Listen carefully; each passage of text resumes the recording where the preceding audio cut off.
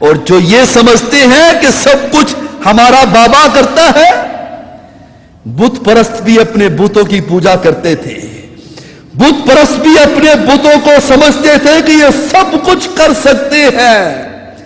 آج کا مسلمان بھی قبروں والوں کو سمجھتا ہے کہ یہ سب کچھ کر سکتے ہیں۔ بت پرست بھی اپنے بتوں کے ہر نام کو الگ الگ کام کے لیے بت بنایا کرتے تھے۔ یہ اولاد دینے والا ہے، یہ سفر کا بت ہے، یہ رازق ہے۔ آج کا مسلمان اپنی قبروں کے نام بھی الگ الگ رکھتا ہے۔ علی حجویری داتا ہے، وہ دینے والا ہے۔ حق بہو بیٹے دیتا ہے۔ اس کے دربار پر ایک بیری ہے جو جھولیاں پلاتا ہے، اس کو ہلاتا ہے، جس کی جھولی میں بیر آتا ہے اس کو بیٹا مل جاتا ہے، اور جس کی جھولی میں بیر کا پتا آتا ہے اس کو بیٹی مل جاتی ہے۔ بتوں کے ہاں بھی یہی قانون ہے، وہ بھی بیری کا بڑا تقدس کرتے ہیں۔ بت سورج کا بت ہے۔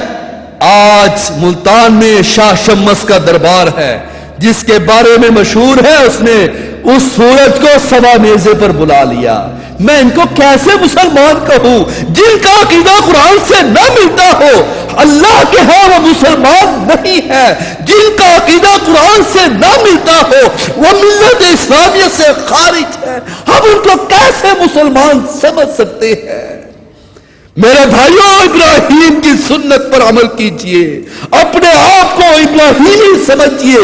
جس طریقے سے اس نے اپنے عقیدے کی وضاحت کی تھی، آج مسلمان کا حق بنتا ہے کہ اپنے عقیدے میں کسی کے ساتھ کمپرومائز نہیں کرنا چاہیے۔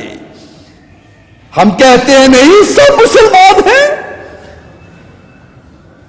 مشکل کشا، علی مشکل کشا کا نعرہ لگانے والا بھی مسلمان ہے، اور جن کا یہ عقیدہ ہو کہ ہر گھر میں ہم آ جاتے ہیں، ہمارے گھر میں بھی ہو جائیں چراغا یا رسول اللہ، میں ان کو کیسے مسلمان کہوں؟ ہم کہتے ہیں وہ بھی مسلمان ہیں۔ جو قبروں پر اپنی پیشانی کو رگڑتے ہیں وہ بھی مسلمان ہیں۔ اپنی عقیدے کو وضاحت کیجئے، اپنے عقیدے کو کھڑا کیجئے کہ لا الہ الا اللہ، اس کائنات میں کوئی نہیں ہے، ہم اللہ کی واحد